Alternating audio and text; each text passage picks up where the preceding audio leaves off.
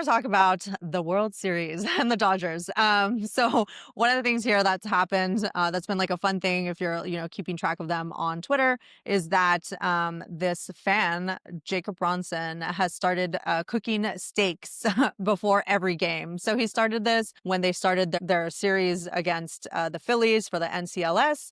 And he just started basically making a steak for himself like every night. And then when he did that the first night when they won, he did it the second night, and then he continued that on for the 4 games that they had to win. And so he made himself a steak like each time, giving a shout out to Omaha Steaks where he was buying the steaks from. And so people kind of like really got into it because they're like following along. And it's like, one of those things, you get a bunch of like fans together, they get superstitious about something and they want it to continue happening, right? So anyways, so we started again for the World Series, and first game, obviously we won. So he's like, oh wow, like, look, it's still, it's undefeated, right? So Omaha Steaks finally like reached out to him, and they like have sponsored the rest of like the steaks that he's going to be eating for like the rest of the World Series, but then also have given him a referral code that he can give out like on Twitter, for other fans to buy, steaks and, follow along on the journey. So I thought that this is one of those really like neat ways for of like social listening, right? It's like obviously a lot of people are paying attention to the World Series right now. LA is a huge demographic.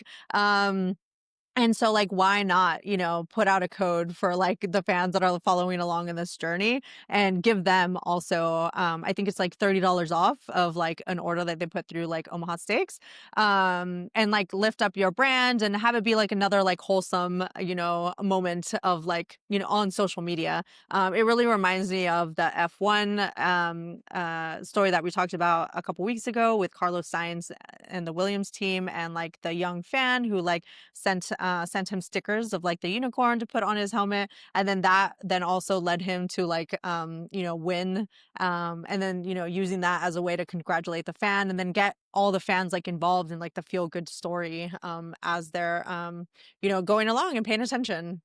Yeah, that's so fun. Plus, you know what? Food is expensive these Yeah. days. I could use some free steak. I should have done Yeah, that. right. Yeah. But it really seems as if he's like, gone full tilt into this. Like he even has the steak guy as like part of his bio. He's been featured on like local news here in LA, as like, they're trying to like obviously like fill the stories and like talk about the Dodgers in like new and interesting ways. So I think it's like one of those things where it's like obviously I don't think like he went into this thinking like, oh, I'm going to start trying to get free steak from like Omaha Steaks, but then it's just like you continue it on. And I think that this is one of those ways that like as creators are kind of out there, putting themselves, out there and creating like fun content that they want people to like, follow along with. Like this is one of those ways to like make it be like a happy thing. This is reminding me of we had this discussion with Christina Garnett a few months ago with the guy who was going through like Airbnbs through like each of the different states. And then as he was, doing the journey, he was getting like more and more sponsorships as like, brands were like, hey, that's the type of brand that we want to like participate with, it gets the creator attention, but it also gets the brand's attention because they kind of get like the spotlight on them for like a wholesome, happy story that's like happening, especially in a time when a lot of corporations need good, feel good stories to be written about them. This is kind of an opportunity to do that, but it requires marketers to really participate and be out there, social listening, see like what people are saying about you. Is there like an ability to do these type of collaborations?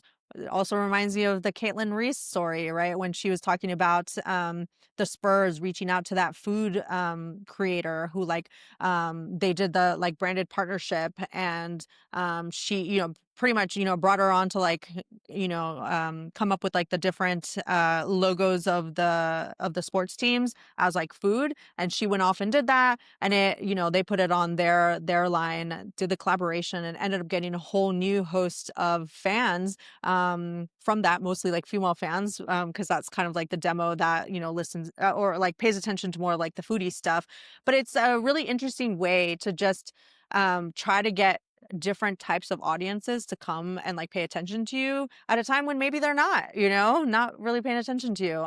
So I like that, if you really think about it, like, what does Omaha Steaks have to do with, like, the Dodgers or with, like, baseball, you know? But it's, like, the fact that they're able to do that tie-in that has now kind of raised their, profile, at least amongst, the Dodgers fans that are on Twitter and, like, paying attention, and then obviously on, through the news and stuff. So I'd be definitely curious to see, like, how much, inbound they're getting, right, as they've been getting more and more of these press hits from, the creator, and then also just them being looped in, and that's, I assume, why that's why they're giving out the discount. If anybody out there knows the Omaha Steaks like marketing team, Yeah. let us know. Would love to like bring them on the show and talk about Yeah, like the whole that's experience. fun.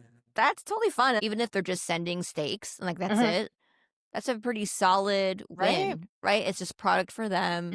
For him, it's something free that he was gonna do anyway, Hmm. so huge He's incentive doing for it for him love of the anyway. game, you know. Doing it for love of the game, doing it for the meats. No, that's a Yeah. different brand. Oops, Yeah. Arby's. Um, but yeah, that is fun.